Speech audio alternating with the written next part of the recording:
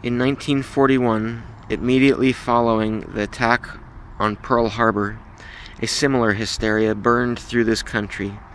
The FBI swept through the Japanese-American community on the West Coast as a lead-up to Japanese internment, arresting more than 2,000 non-citizens. Those detained included community leaders, language teachers, and Buddhist priests.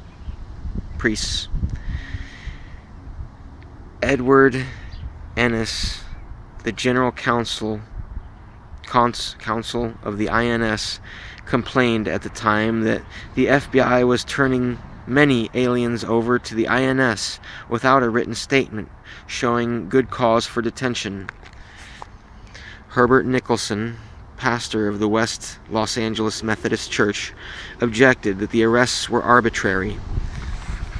Law enforcement picked up anybody that was the head of anything, he said. Law enforcement picked up anybody that was the head of anything, he said. And Assistant Attorney General James Rowe Jr. later admitted that we picked up too many. Some of this stuff they were charged on was as silly as hell.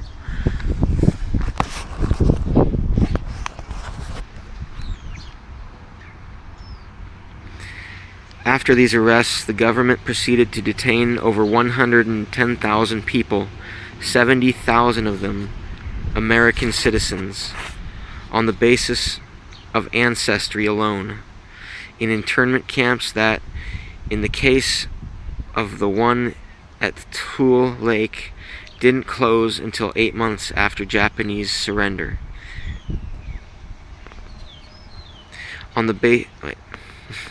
In 1988, President George H.W. Bush formally apologized for Japanese internment.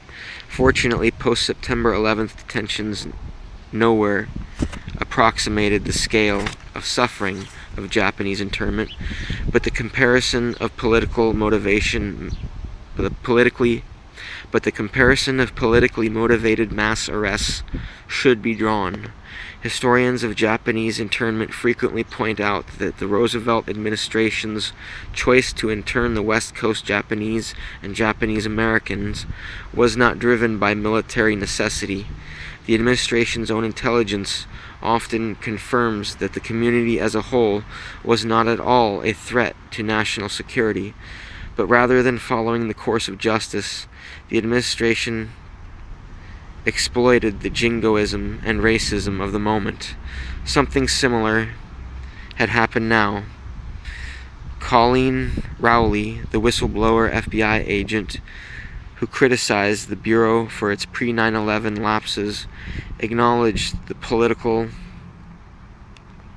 and ethnic nature of the post-September 11th sweep in a public letter to the FBI director on March 2003. After September 11th, she wrote,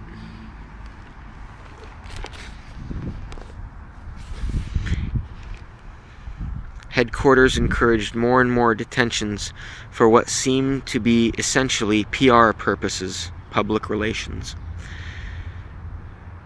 Field offices were required to report daily the number of detentions in order to supply grist for statements on our progress in fighting terrorism. The balance between individuals' civil liberties and the need for effective investigation is hard to maintain, even during so-called normal times, let alone times of increased terrorist threat or war.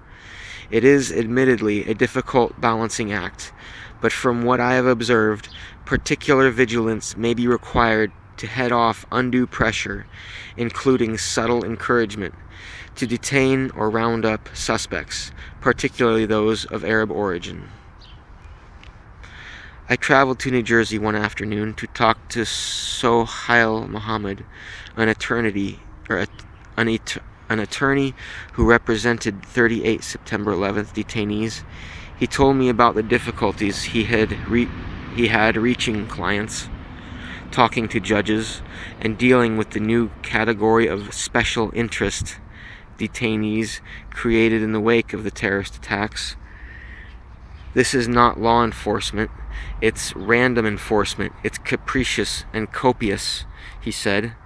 He described how a detention policy based not on credible leads, but on ethnic and religion provides, at best, a false sense of security. I want my children to believe in America, he told me. What do I tell them? That everyone should be treated equally under the law, but Muslims aren't? And he offered his own prediction. In 50 years, he said, Congress will apologize.